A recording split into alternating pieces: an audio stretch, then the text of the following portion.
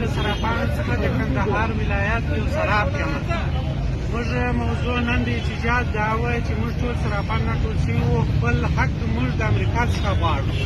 هغه زموږ حق دا رقم دی چې موږ که کوم په وطن کې ناامني وه، امنیت خراب و، موږ خپلې پیسې زموږ ملي تجارانو، زموږ سرپانو، موږ پانګونې والا دا پیسې واخیستلې، خصوصي بانکو کې جمع کړلې. خصوصي بانکو بیا واخیستلې، جاني بانک ته یې وړلې.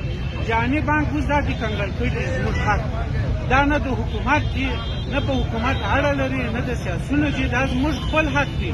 زموږ د سرپانو پیسې، اکثریت د سرپانو پیسې چې اکثریت د ملي تجارانو پیسې دي، اکثریت د پانګونو والا دا پیسې دي. دا د حکومت نه دی، دا د حکومت مربوط نه دي، دا زموږ خپل شخصي حق دی.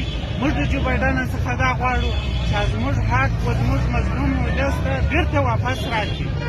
موږ دا نه غواړو چې دی پر هغو مؤسساتو وویشي چې هغه 90% خپل په جیبو کې اچوي، 10% هغه زموږ مظلوم ولس ته هغه هم نه رسېږي.